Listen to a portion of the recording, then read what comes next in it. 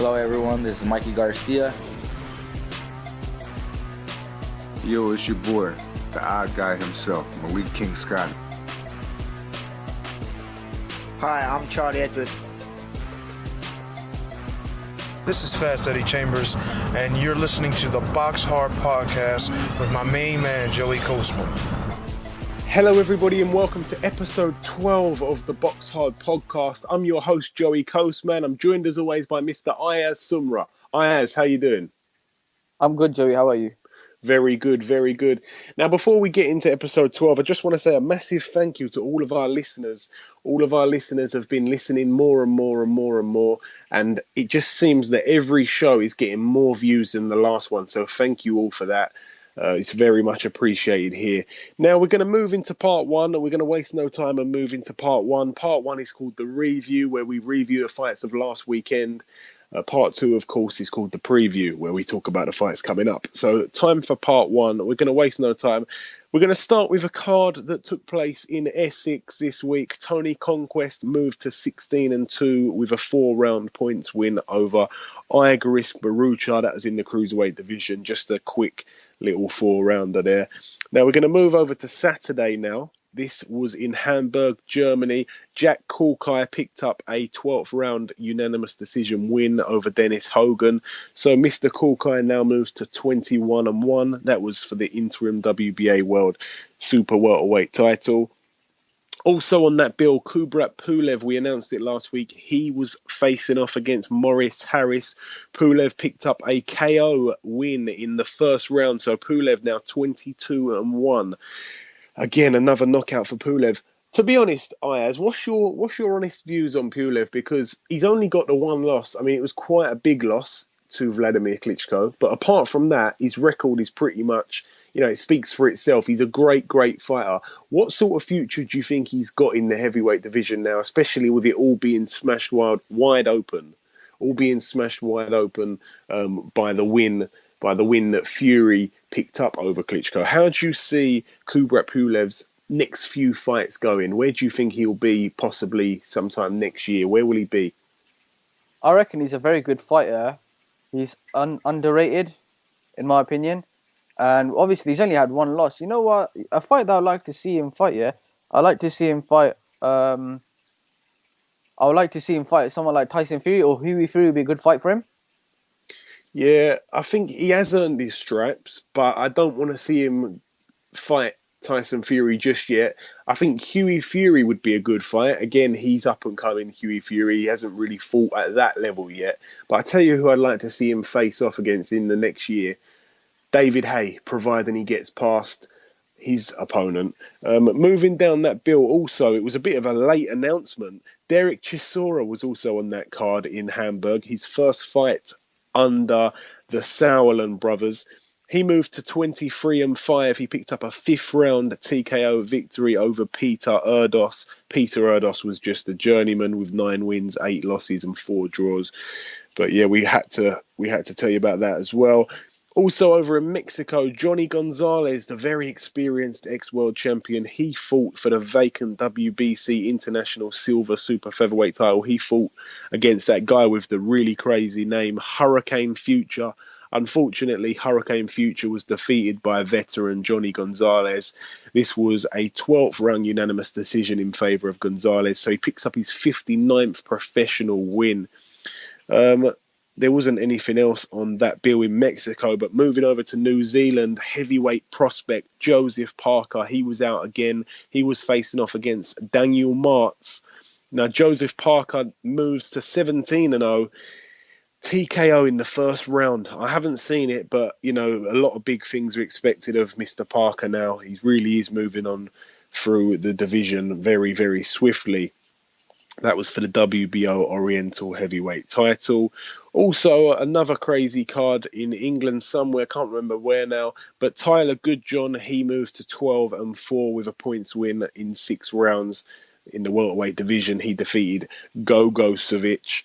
Nothing else on that card. Now we move over to the controversial card down in Westcroft Leisure Centre, Carshalton. I'll talk about the controversial side of it when we get to the main event.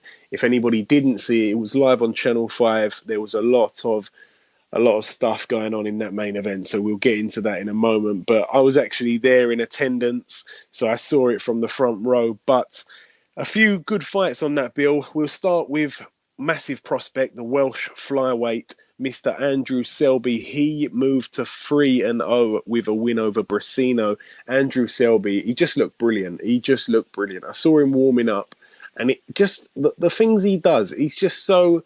I know he's only 3-0, but I can't wait to see him progress because he's absolutely brilliant. I met Lee Selby as well, just briefly, and I think that those two brothers are really, really going to do big things in boxing. Also on the bill, Tommy McCarthy, the cruiserweight, he moved to 7-0. He beat Martin, I can't really say his name, Martin Satmari. I think he was just there to be beaten, but Tommy McCarthy nonetheless moves to 7-0. Also on that bill, Thomas Kindon, he was fighting as well. He picked up a win. This was a points win after 6 rounds. He's a bantamweight. He moves to 7-0. Danny Cassius Connor, wow, did he impress. He moves to 14 wins, 9 losses and 2 draw. A bit of an ugly looking record, but I don't think he was taking boxing serious until he was about 8 fights into his career. I think he lost his first 1 or 2 fights. He picked up about 3 or 4 losses on the spin, but he's now taking boxing extremely seriously. And he picked up a KO in the first round. It was brilliant to see that. Real good friend of the show here. Hughie Fury was also on the bill, and after a series of pullouts from potential opponents, someone finally stepped in. It was Larry Olubamiwo. I think I've got it there. Hughie Fury 17-0. He's now 18-0. KO in the first round. It was a bit of a strange shot. He hit Larry. I'm going to call him Larry. He hit Larry sort of in the kidney, sort of behind in his lower back sort of thing, and he just stayed down. So Larry is now 11 wins and 19 losses. He's a right big lump, but he just couldn't compete with Hughie in the boxing, with his boxing skills. Also on that bill, Jordan Gill, of course, the Ingle fighter. He moved to 15-0. He defeated Harvey Helmsley. This was a TKO in the second round. And also Atif Shafiq, again an Ingle fighter. He picked up a win when his opponent failed to come out for the 4th round. He retired on his stall after 3. So Atif Shafiq now 16-1. And now the main event, the very controversial main event, Lenny Dawes facing off against Ruben Nieto. Now, Ruben Nieto was Spanish. He's from Madrid. He had a massive contingent of Spanish fans in the arena with big Spanish flags waving them everywhere. A lot of stuff was kicking off during the fight, before the fight and after the fight with the English fans and the Spanish fans. It was really going off. At one point, Tyson Fury had to get in the ring, take the microphone off of the MC and tell everybody to calm down. Lenny Dawes, he was 30 wins, 3 losses and 2 draws going into this fight. Ruben Nieto, 16 wins, 1 loss. This was for the vacant EBU European Super Lightweight title, also known as the Light Welterweight title. Now, Lenny Dawes was disqualified in the 10th round for what the referee called an intentional headbutt. Now, there's been a lot made of this. I mean, like I say, I was in the first row. There was a few things going on during the fight. Nieto kept hitting Lenny Dawes low and nothing really happened to him. I know that Mick Hennessy was absolutely furious after the fight. He was going crazy in an interview that I saw. The security even had to tell the Spaniard boxer to stay in the ring after the fight because they was a little bit worried that something may kick off as he walked back to the changing room. But firstly, I do want to say credit to Mick Hennessy because he put on a really, really good show, and it really was brilliant the way it all came together in such a small venue. They really made something of it. Of course, it's the Westcroft Leisure Centre. It's not a boxing venue. It's literally a leisure centre. It was literally on the floor of a basketball court, you may as well say. And if you were watching it on TV, you would have never known. It was brilliant. It was fantastic to be there in attendance. It was a great fight, and if you haven't seen it, I'm sure you can get it on, Channel 5 on demand or whatever. But It was a brilliant fight while it lasted. It was an out-and-out war. Every single round, there was blood everywhere. It was a real war. It was a great fight to watch. Lenny Dawes had a few scary moments in there, but unfortunately his dream couldn't come true and he couldn't win the vacant EBU European title. Again, he should have won this title a while back in Italy, but he was robbed out there. A lot of unfair circumstances surrounded that fight in the build-up, things that I won't go into on the show, but there's a lot of stuff that happened which shouldn't have happened the way they did. So Lenny Dawes, very unfortunate. Again, he's on the wrong end of a decision, not obviously after 12 rounds, not by the judges, but this time from the referee. So he's really been handed some bad luck, Lenny Dawes. So I feel very sorry for him. I hope he can bounce back. But yeah, credit to Nieto. It wasn't his fault. He now moves to 17-1, and he's now the EBU champion. I know Mick Hennessy's going to try to appeal against the decision, but I'm not sure what will happen. But hopefully there's a rematch, because it was brilliant and it really did warrant a rematch. Moving over to the Hilton Hotel, there's just one fight over there that I want to mention. One fighter, Andrew Robinson. He picked up a win. It was only a 4-rounder, middleweight division. Andrew Robinson is now 17-1. Also now, I want to move over to the big fight, the massive fight over in Brooklyn, New York, the Barclays Center, of course. Danny Jacobs, Peter Quillin. Not much to say about the fight, to be honest, because he only went one round. Ayaz, I'll let you fill in. My word, Jacob just smashed up Peter Quillin. That's all I can say in one word, in a couple of phrases. That's all it was. That's all it was. I mean, Peter Quillin, who I think you picked him to win. I definitely picked him to win. Did you pick him to win as well? Yes, I picked him to win. Yeah, we both picked him to win. Unexpectedly, Daniel Jacobs, who I do like as well. There's nothing against Danny Jacobs here. We've got nothing against him on this show. He's a cancer survivor. That's fantastic that he's gone on to be a world champion. He picked up the win, first round TKO. A lot of people was a bit annoyed with Harvey Dock's decision. Harvey Dock being the referee, he waved it off. A lot of people, there was a bit of a mixture. Some people thought it was waved off and it was completely correct. I was one of those people. I think that he was right to call it off. And a lot of people saying it was wrong to do it. He should have been given a second chance. It was a world title fight. It was only in the first round and all this. They showed a slow motion replay on Box Nation, which I think nailed it. I think it was Barry Jones who pointed it out. Good observer, Barry Jones. And basically, Daniel Jacobs he caught Quillin with a good shot and he was just steaming into him, absolutely flying left, right, just steaming into him with everything. Now, Peter Quillin was doing quite well to survive the onslaught. He was also coming forward while he was throwing it at some stages of this attack. He even threw a few punches back himself that they never really landed.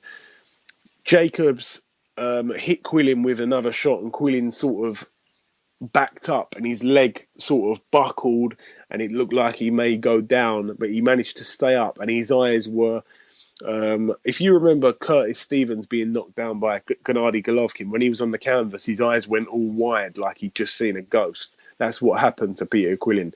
His eyes went all wide and the referee sort of had a quick look at him. It was very quick. It happened so quick and then he waved it off. But they showed a slow motion replay and his eyes were like just staring at nothing. He wasn't staring at Jacobs. He had his hands up. He was ready to fight. And you have to admire the man's heart. He's a great fighter, Peter Quillin, Kid Chocolate. And the referee waved it off. But as the referee's waving it off, Peter Quillin, if he didn't agree with the decision, he'd be looking at the ref. Or if he even knew the ref was in front of him, he'd be looking at the ref. He was looking completely over the ref's shoulder with his eyes wide open. He was not ready to take a few more punches. It could have been quite dangerous, to be honest. So, in my opinion, good stoppage. Moving down that bill, Jesus Marcelo Andres Cuellar was also on the bill. He picked up a unanimous decision after 12 rounds. He now moves to 28-1. That was for the WBA World Featherweight title. He defeated Jonathan Oquendo. Jonathan Oquendo was down in round 4. Jonathan Oquendo now 26 wins and 5 losses. And I'm going to mention one more fight that was also on this bill. It's the last fight I'm going to mention on part 1. Chris Algieri, he was back in the ring. He picked up a win over Eric Bonnet. So Algieri now 21 wins and 2 losses. Again, those 2 losses don't write his career off there. They're to Manny Pacquiao and they're to Amir Khan, so you can't moan about that. And he also knocked Bonet down in round 8. So again, unanimous decision win there for Chris Algieri after 10 rounds. And that's really it for part 1. So we'll bring on now our first guest. Okay, now it's time for our first guest on this week's show. Ladies and gentlemen, please welcome Gary Spike O'Sullivan. Gary, Spike, welcome to the show. Thanks, Joey. Appreciate it. No problem. Okay, so you've got this fight coming up on Saturday, and thank you for coming on the show at such short notice. Thank you for coming on so close to your fight. Spike, I'm going to start with an irrelevant question for the minute. I just want to know, did you watch the Daniel Jacobs Peter Quillin fight at all? I seen the clip of it, yeah, it didn't last long, so I think that was more a tall fight. Yeah.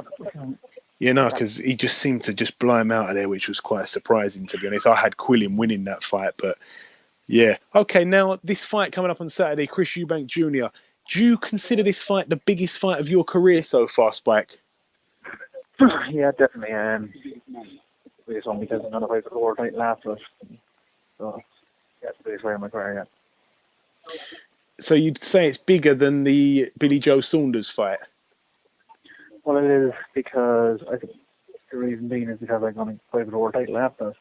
When I fought Billy Joe, I wasn't going to fight for the world title after that one, so this is bigger because of that, but I'm not fighting a better fighter.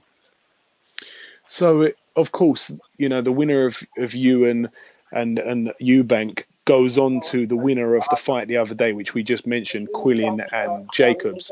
So have you had a little look at Jacobs? I know you're not looking past Eubank, but have you had a little look at him? Would you have preferred to face him rather than Quillin?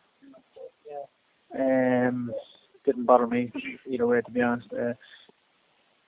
Whoever's the champion, I'm just going to have to take it off and at least my destiny to become middleweight champion of the world, and doesn't matter who's the champion at the time, I'm going to win anyway.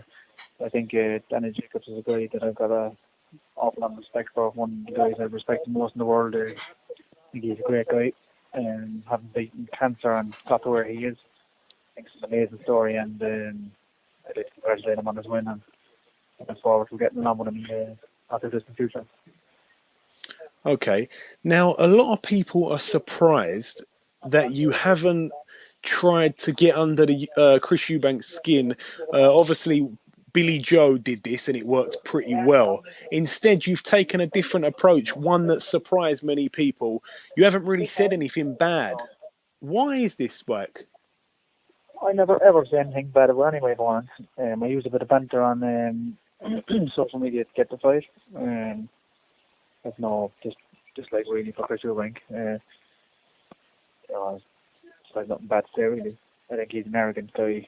He wouldn't be my favourite guy out there, but I certainly don't hate him. I don't really say nothing bad to him really.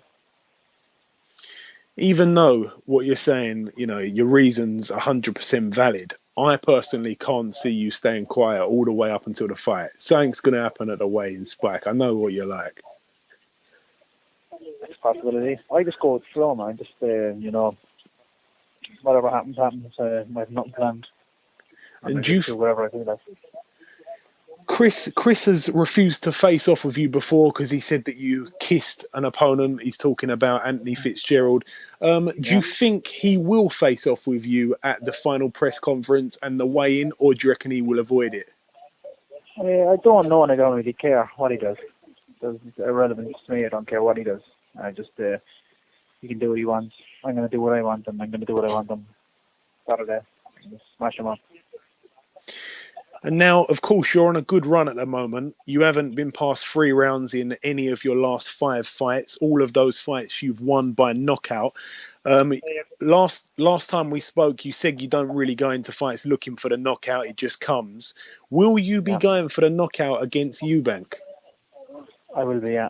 You will be. I don't think I'll get the point decision over there because he's the best amount of money financially in him, and they want him to be like his father and Sky. So I don't think they'll be looking for me to win. They won't want me to win. And I think if there's some points, I won't get the decision. So I'll be letting me have to knock him out again. because I know sometimes you hear a lot of fighters saying, "Oh, it's going to be an absolute war. We're going to go at it from round one," and they say all this and it doesn't happen. I believe what you're saying. I believe what you're saying. If you're saying you're going to go out there and you're looking to smash him, you're looking to knock him out, I believe what you're saying. So everybody who perhaps isn't sure if they're going to be tuning in or not, anybody that's listening, you're advising them to tune in because it's gonna really be what you say it is. You're going to go in there to knock him out, nothing else but knock him out. 100%. I never talk shit. I 100% talk exactly about what I'm going to do, and I do exactly what I'm saying. I'm going to do it. I'm going to go in there and I'm going to knock him out. I've never been more sure of anything in my life. I said the same about Andy Fitzgerald. I told you, knock him out, even though no one believed that because he'd been distance with Hassan Madam and Andy Lee, and they were like, no, not a chance. He was a tough guy. He is a tough guy, and I got so much power when I hit you. That's it. Doesn't matter who you are. He's a good puncher, of course, Chris Eubank Jr. I know that, obviously, as you know, he's as we all know, he's not your favourite person in the world. He's a good fighter, though. We have to give him credit for that. But to be honest, Spike, I've seen you dodge a stall. So if you can dodge a stall, I'm sure you can dodge Chris Eubank's hands. But I'm going to pass you over to Ayaz now, my partner. He's got a couple of questions for you, and then we'll wave you off the show. Okay. Ayaz, bring yourself in. Yep. Hello, Spike. How you doing? Pretty good, Ayaz, you? Yeah, I'm good myself. Spike, how do you see this fight going on Saturday with you and Chris Eubank Jr.? Well, I prepared very, very hard. I trained harder than I ever had in my life because I never wanted to win a fight as much because I'm going to fight for the world title after it, and I've left no stone unturned. I'm feeling amazing. I just think it's going to be a knockout, 100%. What do you think of his? What do you think of Chris Eubanks Jr.'s dad being on "I'm a Celebrity, Get Me Out of Here"? I think he's desperate for money. I think he just put his.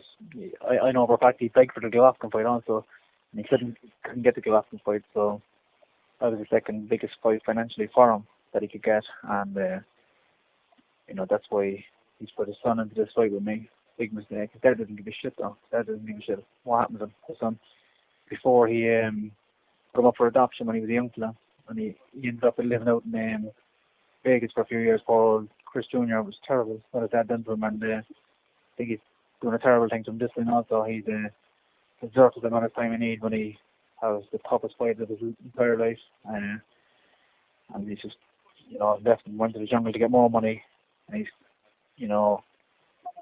putting poor Chris into a fight with me just to get money for himself as well. And I don't believe Senior truly believes he's going to win this fight either, because he's trying to make a comeback himself to fight Nigel Benn, because he knows his son's career is quite possibly going to be over on Saturday night.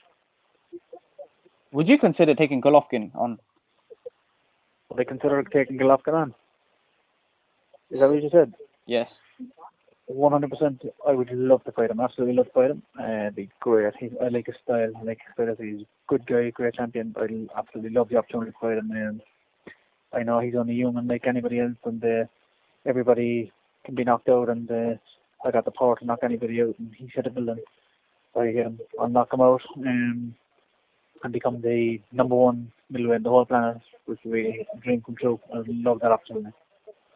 Yeah, thank you. I'll pass you on back to Joey. Thank you. Okay, Spike, the last thing I wanted to ask you, the other day I watched the face-off, the Sky Sports Gloves Are Off production thing, and Chris Eubank said something about he'd offered you to fight a few times and you deliberately priced yourself out of it. I just wanted to hear your side of the story there. What is there any truth in what he said? I mean, what's your side on that? Well, he's deluded to think that I wouldn't fight him. I'm here, I'll be there on Saturday night, don't worry about that. And he's talking absolute trash, absolute rubbish. About me trying to price myself out of the fight. It's like, the last time was I was promoted with Frank Warren for 4 years, and Chris was with Frank Warren at the time, and we were trying to make the fight, and Frank Warren wanted options on the contract. He wanted me to fight with him for 4 fights after. He knew it. Warren knew it. I beat Eubank, so thing is, he said after the Eubank fight, I got to fight 4 fights, well, 5 fights in the beginning with him. Then we got him down to 3. We actually agreed in the end to do 3 fights with him, but it just didn't happen because he wanted the money kind of made out for the next 3 fights as well, which was absolutely ludicrous because Chris Eubank Jr. was ranked number 1 with WBA at the time and it was interim world champion. When I beat Eubank, then I thought he would have the fight. Maybe lost him, who knows?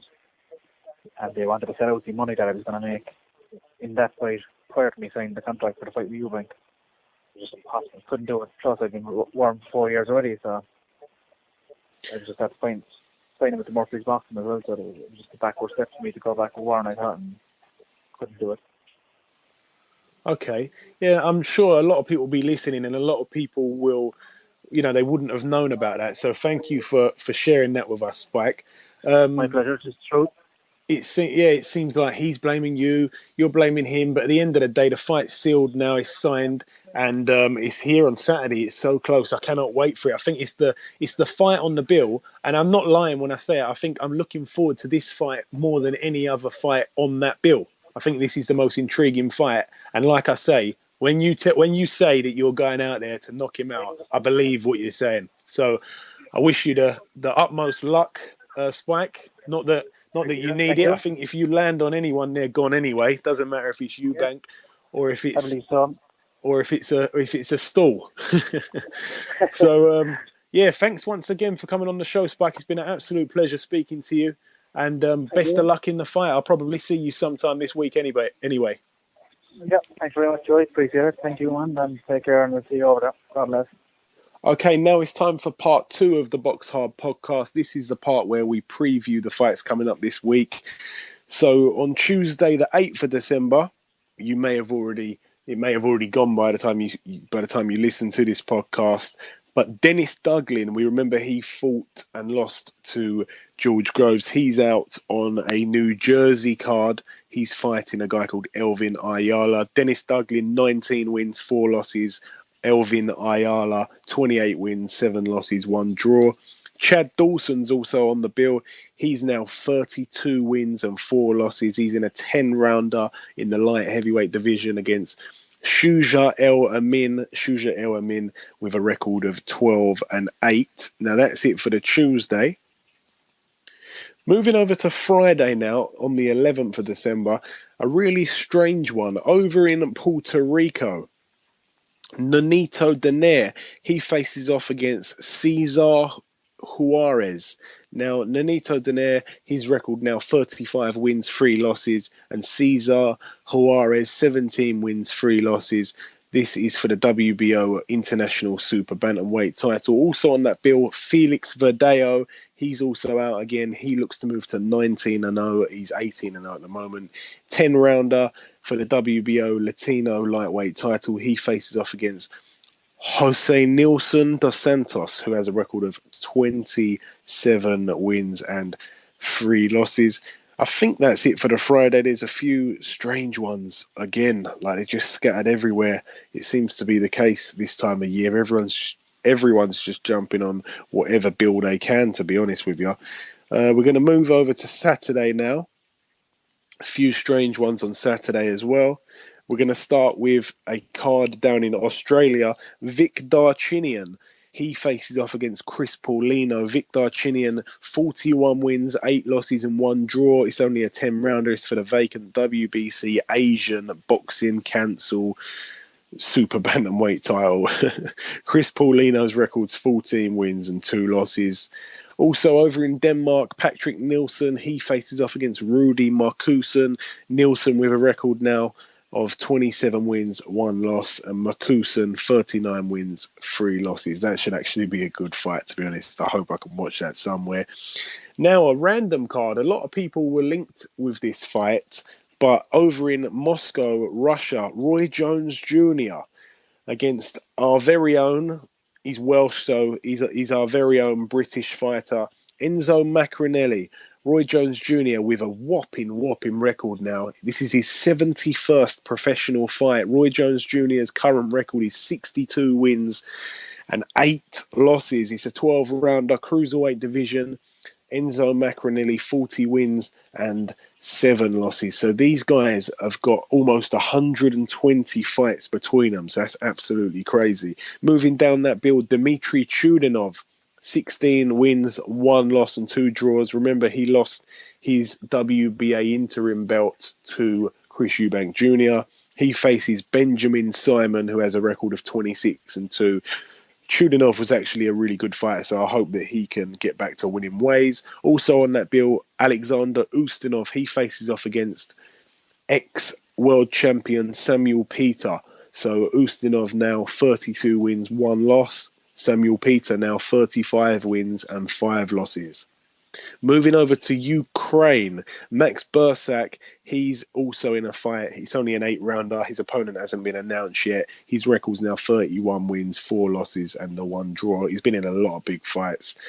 Moving over to Blackpool, Matti Askin, this is also on the Saturday. Matti Askin faces off against Svacina. Matti Askin now 18 wins, 3 losses, 1 draw, and Svacina 12 wins, 17 losses.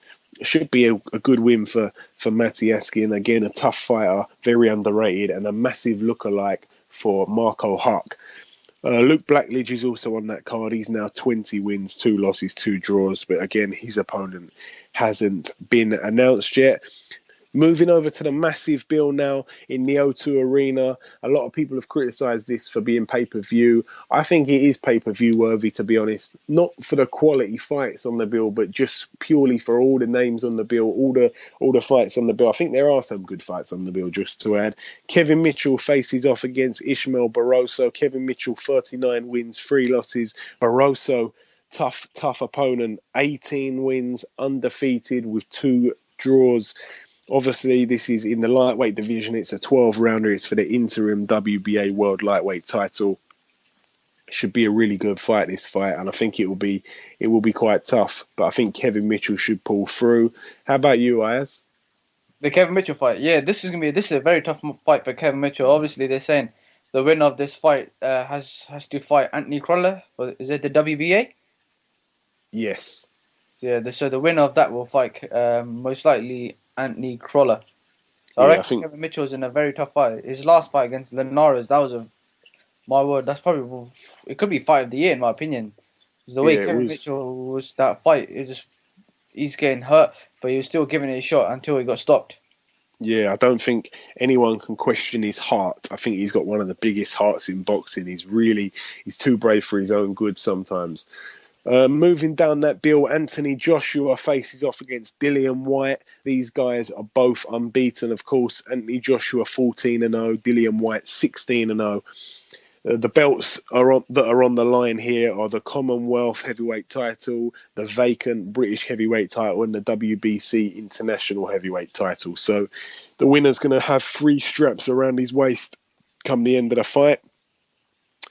This is a massive fight, isn't it, Ayaz? There's no getting away from this. It's a huge fight. There's a lot of grudge between these two guys. Of course, they fought as amateurs. They hate each other's guts. Dillian Whyte knocked him down and beat him in the amateurs. Anthony Joshua's come on a long way since then. He's knocked everyone out he's faced. He hasn't been over 3 rounds yet. What do you think is going to happen here, Ayaz? How big of a fight do you grant this one? How big of a fight do you think this is? In domestic wise, this is a very big fight. Obviously, they're both rivals. I remember I was watching last week. The gloves are off, and Joshua and Whyte, and Whyte was like, "Let's have it, let's have it, let's have it, let's have it." And Whyte's got something against Joshua. Like they just like it's his enemy, and obviously like. Even the amateur, I was watching the fight yesterday. I was actually watching the amateur fight again, the Joshua vs Whyte fight. Whyte was very good, but since Joshua has won that Olympic gold medal, he's just risen. He's getting better and better every single time. Yeah, I mean, yeah, like you say, there's a lot of hate between them. I think most of it's coming from Dillian Whyte. Again, Joshua, he's like the darling of British boxing at the moment. He hasn't really sort of said much horrible stuff or much derogatory stuff, but definitely a lot of tension between them. As you can see, some of the stares that they were giving each other on the on the face off on Sky Sports. You can see that there's a lot of stuff between them. Yeah, so that's going to be a massive fight, but we are going to speak to Dillian Whyte shortly. So we're going to move over now to the undercard fight, of course. Another fight on this card. Tony Bellew, he faces off against Matthias Masternak. Tony Bellew, 25 wins, 2 losses, 1 draw, and Masternak, 36 wins, 3 losses. I think this will be a tough fight for Bellew. And it's for the vacant EBU European Cruiserweight title. But I do think Tony Bellew's in deep waters here. This should be a really tough fight. I hope he pulls through, and I think he will, but it is a tougher fight than some people think it will be. Luke Campbell as well, a massive lightweight prospect. A lot of people already think he's the best lightweight in the country. He faces off against Ivan Mendy. Luke Campbell is only 12-0, and Mendy is 32-4 with 1 draw. This is a 12-rounder lightweight division, of course. Also, we spoke to him earlier, Mr. Gary Spike O'Sullivan. He faces off against Chris Eubank Jr. This will be absolutely tremendous, this fight. I'm telling you, you've got to watch it. It's going to be brilliant. I promise you now, it's going to be brilliant. Chris Eubank, 20 wins, 1 loss. Gary Spike O'Sullivan, 22 wins, 1 loss. Both these guys have lost to the same guy in Billy Joe Saunders. This is a 12-rounder in the middleweight division. Chris Eubank Jr., some of the best skills in the middleweight division. Gary Spike O'Sullivan, some of the hardest punching hands in the middleweight division. I think if it goes to points, I've got Chris Eubank. If it goes early, I think Spike O'Sullivan will knock him out. I seriously think Spike O'Sullivan will get outboxed and he will lose on a decision. Or if he catches Chris Eubank clean, he will knock him Spark out. Ayaz, give us your prediction. I was watching the public workout for Chris Eubank Jr. and he's actually in very, very good shape. Spike O'Sullivan, obviously, he's a puncher, like you said as well. If I have to give it, if it's a knockout, it'll be Spike. If it goes to points, it'll be Chris Eubank. Yeah, I mean, that's going to be an absolute cracker. That's probably the fight I'm looking most forward to. Also down that card, a bit of a strange announcement. Gianluca Branco,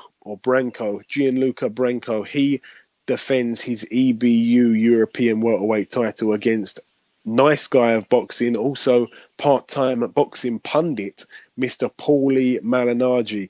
Now, this is his first defence, Mr. Branco. This is his first defence of it. He won the title in his last fight, but he's been out of the ring, not out of the rear.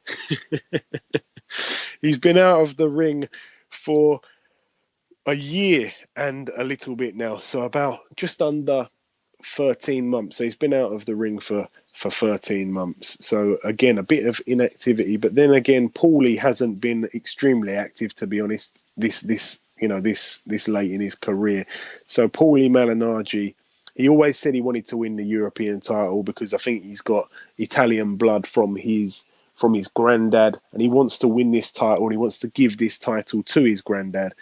So Paulie Malignaggi's had 2 fights this year. Of course, he got knocked out in devastating fashion in the 9th round against Danny Garcia. That was back in August. A month later, he was in the ring against Laszlo Fazekas. He picked up a win in Italy, and Fazekas had a record of 27 wins and 21 losses.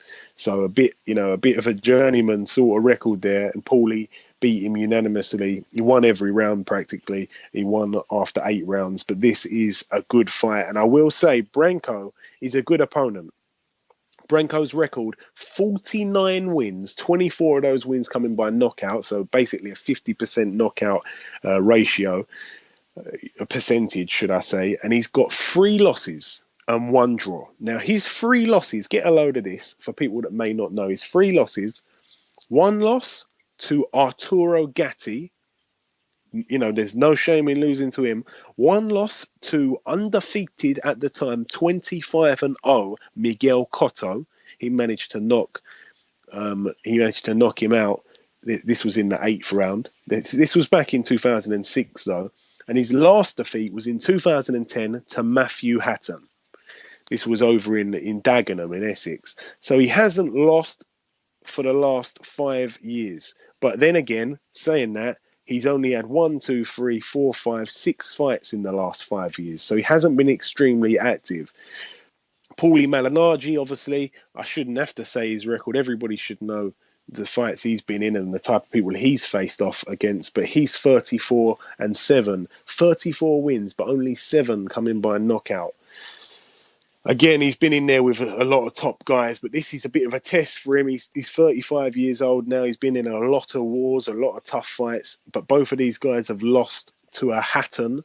Obviously, Paulie Malignaggi losing to Ricky Hatton and Branko losing to Matthew Hatton. But again, I think that's going to be a good little dust-up. That's in the welterweight division, of course. And these guys are vastly experienced. You know, Paulie Malignaggi's had 41 fights, and it just seems like he's been around forever.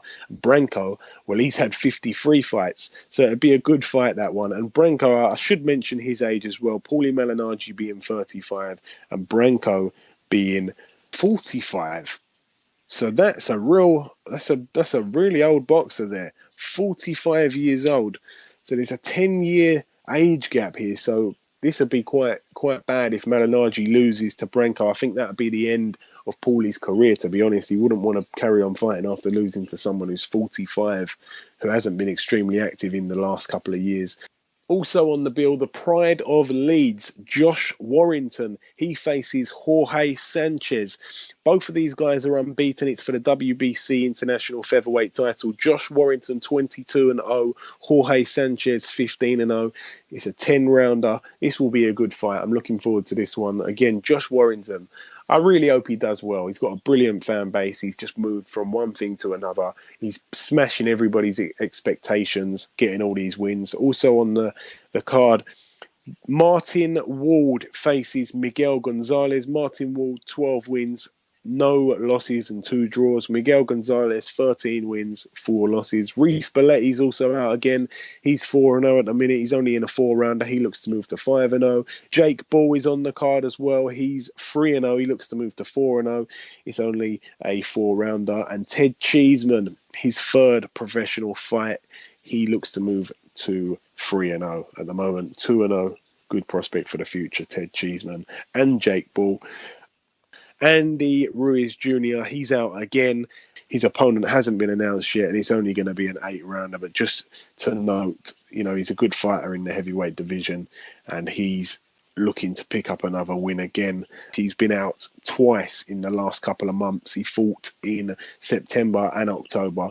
Both of those fights wins after 8 rounds on unanimous decisions. Over in San Antonio, Texas, Omar Figueroa, he's out again. He faces Antonio DeMarco. This will be a really, really good fight. Omar Figueroa, 25 wins, 0 losses and the 1 draw. Antonio DeMarco, 31 wins, 5 losses and 1 draw. This will be a really good fight. Also in the heavyweight division, this is a really tough fight. Dominic Brazil, 16-0, faces off against Charles Martin.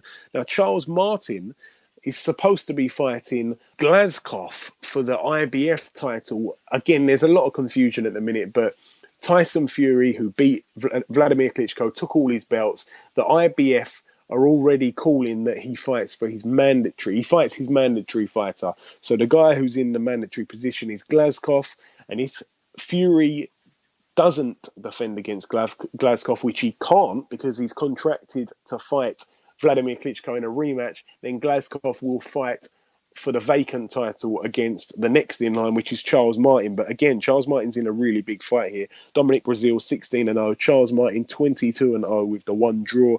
Also, that's a 10-rounder, by the way. Also on that bill, another 10-rounder in the heavyweight division. Chris Arreola, he's back. He's at the minute 36 wins, 4 losses and 1 draw. He faces Travis Kaufman, who's 30 wins and 1 draw. Again, that'll be a tough fight. And also, the last fight I think that we're going to mention now for the part 2 of this show, Victor Ortiz. He's in a 10-rounder. His record now is 30 wins, 5 losses and 2 draws. This is in the welterweight division. He faces Orlando Lara, who has a record of 31 wins, 6 losses and 2 draws. And I think that is it. That's it Thank you very much for listening to part 2. We're now going to bring in our second guest of this show. Ladies and gentlemen, please welcome Mr. Dillian Whyte. Dillian, welcome to the show. I'm hi. How you doing, man? You alright? Good. I'm going to ask you, how much of a change has it been, Dillian, suddenly working with Jonathan Banks? It's been alright. It's been a little bit difficult because I've had to change and work a lot of things, but it's been fun as well. Because we've made it fun. So it's been a little bit difficult, but nothing really strenuous or too hard. Okay. Now, of course, Jonathan was preparing Vladimir for his big fight with Fury, and he also was training you at the same time. How was that time divided between you both? Did you feel that you had enough time? Is there no stones unturned in the build-up to this fight with Joshua? No, listen, the thing, Vladimir and his people is professional. JB and me, we are professionals, so we know we have a job to do. We don't really mess about, so we keep it professional and just get the training done. It's a bit of an awkward position that you're in, but what did you think of the Fury-Klitschko fight? Were you happy that Fury got the win? Listen, I wasn't surprised because this is heavyweight boxing, and in heavyweight boxing, nothing surprises me. What I find out with a lot of big men in sports and life, one day they can be good and the next day they can be average, or one day they can be in form and the next day they can be, and it's heavyweight boxing. We always one punch or one bad night away from disaster, so it wasn't a surprise to me. I guess when two people step in the ring, I always expect the unexpectable, and that's what Tyson Fury went out and did. So I'm sure Vladimir was greatly disappointed in his performance, and that's why he wants a rematch so badly, so he can prove to himself as well as to people that it was just a half night for him, And also, what's your views on David Haye's return to the ring, Dillian? Do you think he'll be able to get back to the top of the tree? Well, he's young enough. Like he keeps saying, he hasn't taken enough punishment and stuff like that, and he's rested for 3 years, and his body is refreshed, and his mind is refreshed, and he's hungry and all of that stuff. But, who knows? But I wish him all the success, and, David has got a lot of power, he's explosive, he's got a lot of experience, that he's built up over the years and time. So who knows? Who knows how much ambition he really have left, or how much he wants to fight. But he's got the ability to do whatever he wants to do, and that's a different story. We have to wait and see. Okay, now we move on to the big fight you have on Saturday. There's no doubt this is the biggest fight of your life. Is that fair to say, Dillian? Say again? I said this big fight Saturday, there's no doubt in saying this is the biggest fight of your life. Is that fair to say? Yeah, it is definitely the biggest fight of my life. But, I've always been a struggler since the day I was born. So for me, it's just another little struggle I've got to get over. I've always had ups and downs and hardship in life. So for me, it's just another hurdle I've got to get over in this stage of my life, really. So, Of course, you're a massive underdog here. Are you someone that thrives under pressure, or do you just feel numb to it? To me, I'm one of those kind of guys that always want to go out and fight, and put up a good fight and knock somebody out and give the fans what they pay to come and see. But for this fight, I don't feel under pressure, because for this fight, everybody is expecting me to go in there and lose. So the pressure is all on Joshua. Only pressure there is in this fight is what I put on myself. I haven't put any pressure on myself, because I believe in my ability and what I can do, what I'm capable of doing. And since working with Jonathan and stuff, we've added a couple more new dimensions to my game, and made me a little bit more boxing savvy as well, which is good. So, there's no pressure, man. There's no pressure. All the pressure is in him. He's the next Lance Lewis, the next Muhammad Ali, the next Mike Tyson. So all the pressure is in him. I'm just going there to do what I know I can do, and it's to beat him again. Now, of course, in the amateurs, you guys fought, but it was very early on in your fighting careers. You knocked him down and beat him in the amateurs, of course. Do you think this fight has got any chance of going to the judges, or do you reckon it's going to end in a stoppage, Dillian?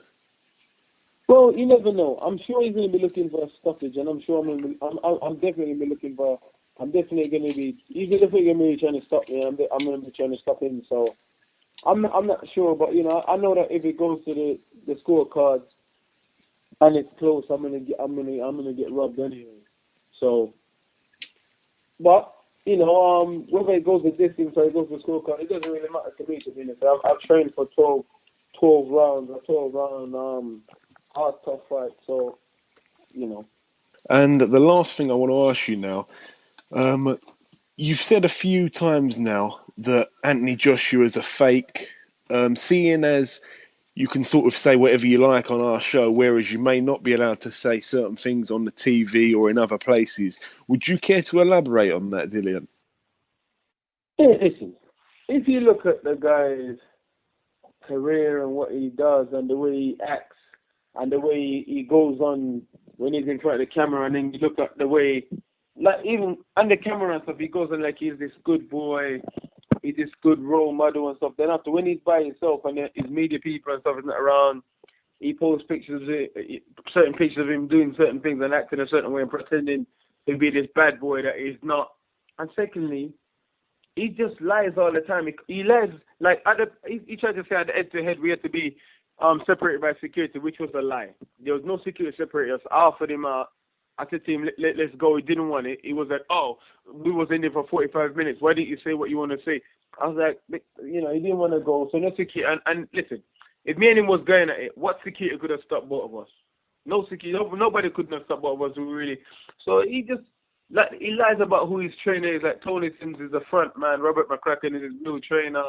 He just lies. He just constantly lies. Like, he's not consistent with what he says. He says one thing, then he does another thing, and he acts a certain way, and then he pretends to be a certain way. I'm just like, just be yourself, dude. You don't need to. I know, obviously, you've had a lot of media training and sports psychiatry and stuff, and they tell you what to say and how to speak, but, you got to be a man. You got to be a man and be yourself, I mean, you can't just, he's like a robot with a battery, one day that battery's going to run out. And I got a very good idea that battery run out on Saturday night. And also, of course, there was a bit of speculation that there was a bit of a altercation after the Gloves Are Off episode in the studio, in the Sky Studios. Was there any truth in that, Dillian? There wasn't a real altercation. Listen, I told him, forget all this talk here, because, you see, what Sky done is, I'll be honest with you, Sky, they cut a lot of the Gloves Are Off out. Like, there's bits in it where he was being really sexist towards women as well. Everybody is ridiculing Tyson and Fury, but there's bits in it where he was saying, oh, shake my hand and stop being a woman. Why are you acting like a woman? Stop being a girl. Be a man. And I said to him, why are you being sexist? Like, I got daughter. Why are you being sexist? Like, and then he goes, oh, you talk like Mike Tyson, but you fight like a girl. And I said to him, listen, I don't understand why you're being sexist, because we've had there's lots of great technical female boxers out there that I respect. So I don't understand why would he say something like that. Like he said, oh, I'm saying, listen, Natasha Jonas, Nicola Adams, and all those guys, they all did well in the Olympics. The Irish girl Cecilia Barakas and all those females, they did well in their career, and they're just as good as us boys are. So I didn't understand why he was being so sexist and saying all them things. You know what I mean? Like, so there's lots of things like that bits that he mentioned about my kids and stuff like that. And then when I got mad and stuck it on him, Sky's cut an hour interview down, 45 minutes interview down to 20 minutes or something, and they edited it because obviously they don't want Golden Bollocks to seem like, they don't want to show Golden Bollocks' true character, so they cut it down and edit it to make it look like, oh, I was being over aggressive, I was saying stuff that, and he was just being normal when it wasn't like that, But we all into this world through females, and I don't understand why he would say sexist things like that towards women. That's what I mean. Like the guy, he acts a certain way, but when he's there in closed door, when he's with his friends, he says things that's really quite disrespectful and quite demeaning towards people, And I don't respect that. Especially towards female, because I got six sisters and I got a daughter. So for me, when a man's being disrespectful or saying stuff towards look at Tyson Fury said one or two things about female, and they're making a big deal of it. But Sky is cut what Anthony Joshua said about females to make him look good. You know, that's what I mean. It's a joke. Okay, Dillian. Well, yeah, thank you for coming on our show and, you know, giving your piece, giving your say, especially so close to your fight. I appreciate that big time. So, yeah, that'll be put in this week's show. So thank you very much for giving us a bit of time. It's been an absolute pleasure speaking to you, and I wish you the best of luck on Saturday night, sir. No worries, man. Thank you. God bless. Okay, now that concludes episode 12 of the BoxHard Podcast. I've been your host, Joey Coastman. Thank you very much for tuning in if you've listened this far. Today we interviewed both of the underdogs for the two top fights this weekend. Obviously, Chris Eubank Jr. versus Spike O'Sullivan. We spoke to Spike O'Sullivan earlier in the show, and also we spoke to Dillian Whyte, who will be facing Anthony Joshua. So it's been a really interesting show. It's good to hear some in-depth stuff that perhaps not every boxing fan knows. So it was good for both of the boxers to go in depth with us. So thank you very much to our guests this week. Thank you very much to Ayaz Sumra. Thank you very much to everybody who listened this far. As I said, please follow, please share, please retweet, please like, please favorite, and please, absolutely please, tune in next week. Thank you very much.